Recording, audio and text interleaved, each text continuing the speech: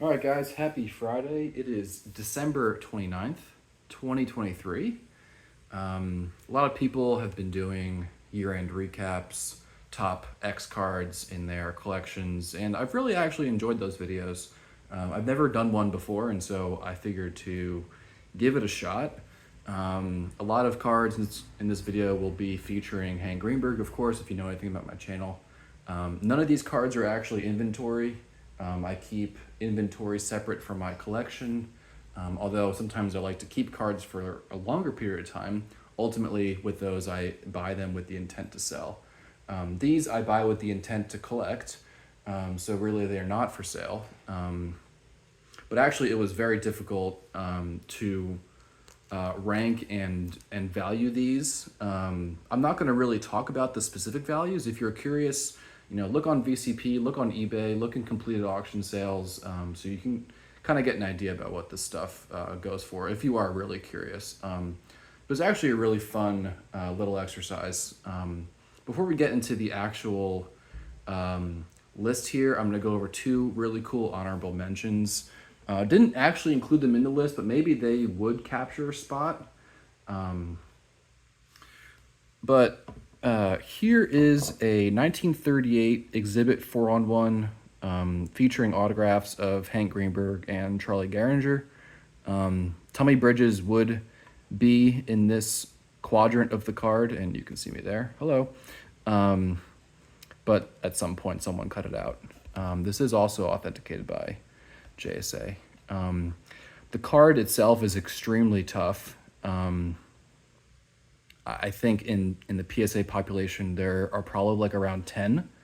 In SGC, there's fewer. I haven't looked at the population of this card in a very long time, but these don't come up for sale like hardly ever. When they do, they really perform really well because it's a tough card for Greenberg and Jewish collectors. So I wanted to include that. This I haven't shown on YouTube in a while. This is a card from Uncle Jimmy's collection. And I just feel if, this came up, here we go. That's maybe his handwriting, don't know. I feel like if this came up for sale, now it would do really well. People are really people have really paid a lot of attention to cards from his collection. Really happy to have this in my collection. It's the only thing I own that he once owned. Fortunate to have it. So I don't know. I probably picked like close to 20 cards. There are some cards where I have two or multiples of. That's kind of just the way I collect. So when those come, I'll be sure to indicate. These are in order of value. I'm not going to be talking about value, but you can infer based upon how things kind of go. And anyway, so I guess this is number 20. I don't know however many I picked. 1934 batter up Hank Greenberg. I have several of these in my collection. This is my highest graded example. Hard cards to find nice. Usually with this die cut around here on the player, usually they are punched out and perfed. So to find, this is just on the graded card sleeve. Usually to find examples that don't have that is difficult.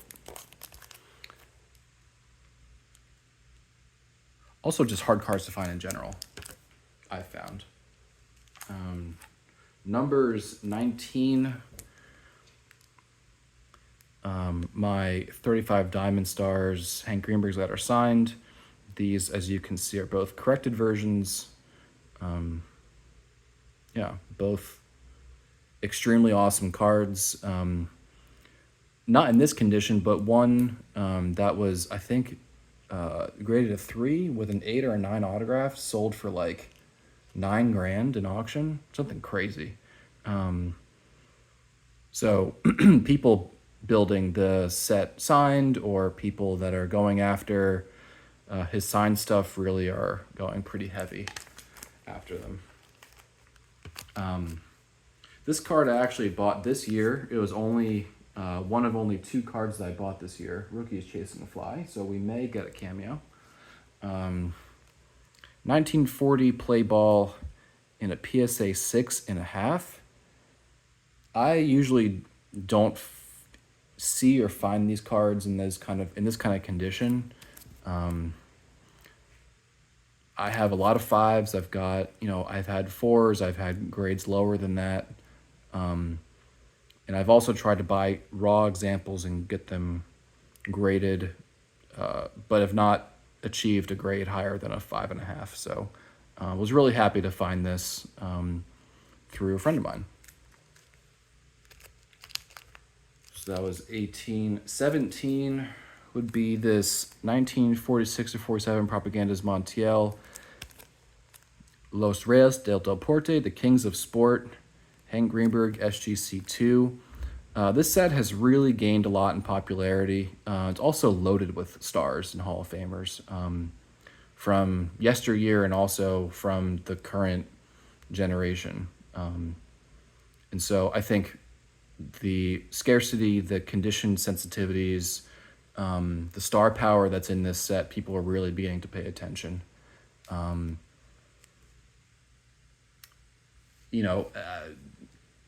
These, the highest grade I've ever seen has been a 4 of a Greenberg, and I've never even seen any cards from this set grade that high. So yeah, that was quite something to see. I think this card would have graded higher if the cut was better. You can see the bottom border here is completely missing. If it were better centered, I'm sure it would grade higher. It's a really, really, really nice example. What's that? 2019, 18, 17. I guess this will be number 16.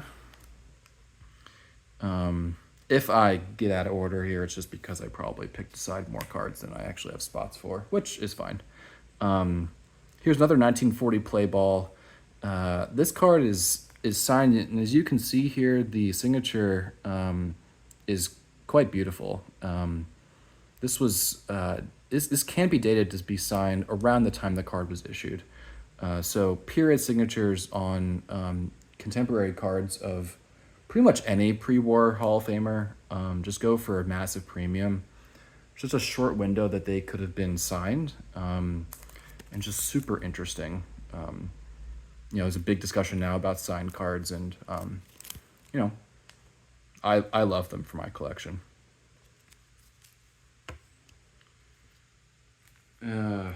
I keep losing count. It's my ADHD kicking in.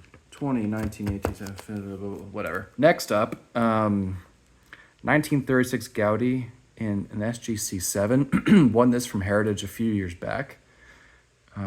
Gorgeous card. Gorgeous, gorgeous example. This is the highest grade example that I have.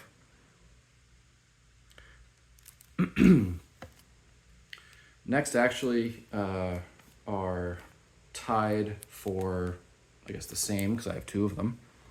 This I bought actually from Sean Tiford, and this from my friend Tony. 1941 play ball, Hank Greenberg in Dueling 7s, PSA and SGC. This actually was a PSA 7 formerly, and I had it crossed over at some point, maybe 2018. I think that's when I met Tony for the first time. 2 beautiful examples. Andrew Nuffsaid Cards actually helped me find this card. He was at the Philly show, saw this card. It was actually an SGC 7, and it looks so good I had them review it, and they've actually bumped it a half grade. I don't actually do that often, but the times that I have done it, usually it just gets the same grade. This I was fortunate that they gave it a half grade bump, which is pretty cool. Kind of crossed into the $2,000 plus threshold.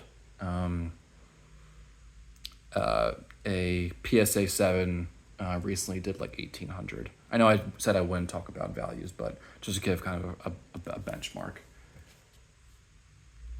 Next card up here, gonna start jumping up pretty quickly. 1936 Worldwide Gum. This is a really tough set and a really tough card. I have three. This is my highest grade example. I have a 1.5 and a 2. This 3 actually came way of Michael Shane, Jericho 941 IMI. I was actually with him when he purchased this card from the National. I believe it was 20. It may have also been 2018. It was formerly a PSA 3.5, and he had it crossed SGC. Incredibly tough card. Also a set that is star-studded, just absolutely loaded with stars from the time period, and this is one of the best cards in the set. Here we have. I had a lot of trouble valuing this card. It very well may be higher, and it probably would be if I were to ever sell it, but that day would probably never come. This card's not replaceable. 1938 Gaudi, Hank Greenberg with a gigantic period pen signature. This card has a storied history with my collection. Go back to my video I did in 2021 where I talk more about it. But just a pretty insane card, not one that could be replaced. I don't know of another. I have not really seen many of any 38 Gaudis that have been signed by Hank Greenberg just in general. So to have one of a period signature is, right place, right time kind of thing. This is the other half of the 2 cards that I bought this year. PSA mislabeled it and the seller didn't catch it. 1935 Diamond Stars Greenberg Error. PSA 5. This won't be the last time you see this card on this list. I may have another. I have an SGC 5, I believe, in my collection. I didn't pull it out, but I do have it. So I guess this would also qualify for a tie. But 3 times as rare as the corrected version, and probably about double the value. Part of the card's obviously obscured by the authenticity guarantee program stickers, but that's okay. Value of this is probably $3,500 to $3,800 if I had to say. The only non-Hank Greenberg card in the video, proud owner of this excellent 1934 Gaudi number 37 Lou Gehrig. If I had to pick a favorite card that was not any Hank Greenberg card, this would probably be it. Love the example, love the portrait. The player obviously is just an absolute legend. I sold a bunch of Project 2020 cards in like May of 2020. Made a shit ton off of those, and then bought this card with all of that. So a fun trade, Project 2020 for a 34 Gaudi Lou Gehrig. Here is probably my best Diamond Star, if not for any of the signed examples. 35 Diamond Star Error SGC 6. This card is insane. Extremely sharp. Rare. I mean, this card for this issue is not centered excellent top to bottom. Left to right is really great. I do have an example that is like 50-50 centering, which I paid up a good bit for. But this card is certainly worthy of this grade, and I would say if graded, 10 years ago would easily be a 7. But here it resides in a 6 holder, and that's fine. Where are we? 1, 2, 3. I guess this is number 4 on my list. I don't know how we kind of ended up at 4, but 1936 Gaudi, number 277, PSA 6. An SGC6 I just had it up actually. I will share that. I don't have it up anymore. But I think it's sold through Heritage. Just under 4,000. And this car is better centering than that.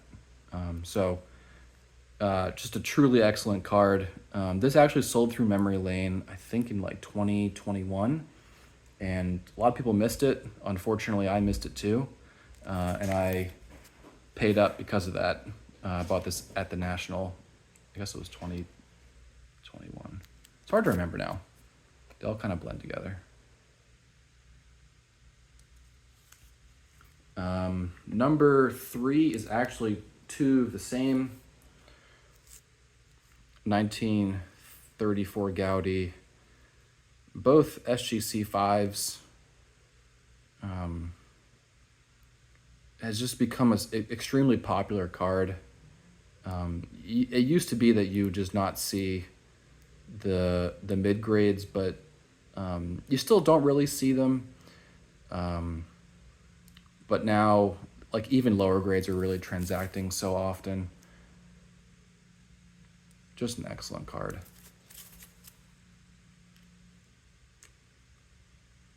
This one I bought like right before this card really took off, so happy to have it.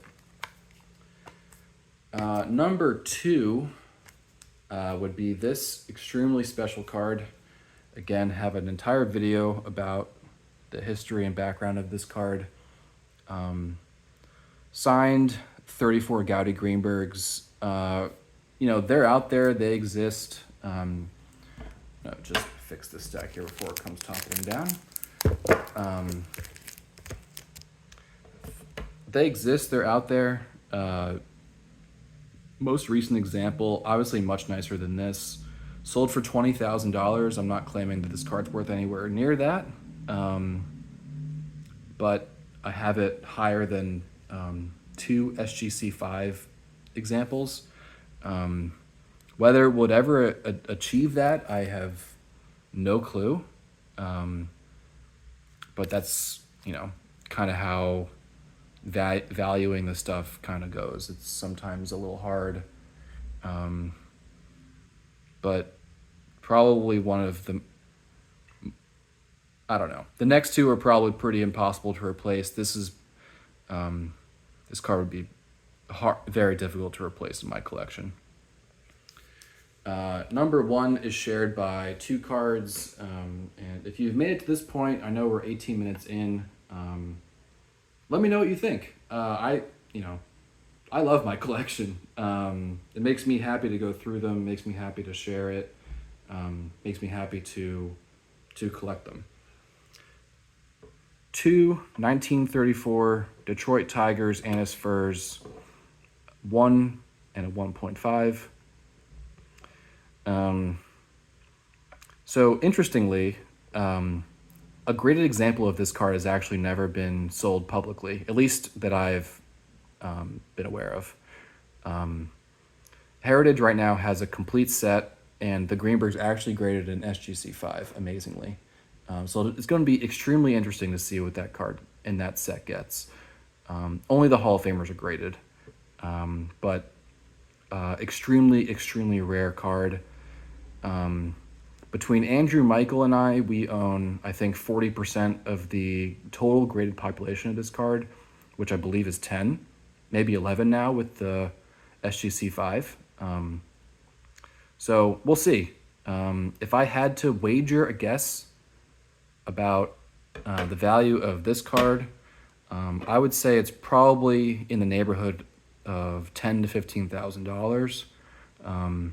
I've never been offered that for this card, but I would venture to say, just knowing who does not have one and how deep his pockets are, that it would not be difficult for that individual to pay that kind of money for one of these. Backs are blank. So guys, thank you so much for watching. Really appreciate your time and attention. I love my collection. Like I said, I love the way that I collect. I have a lead on hopefully a PSA 5 batter up coming soon. Maybe, we'll see. So excited to hopefully share that maybe in the new year.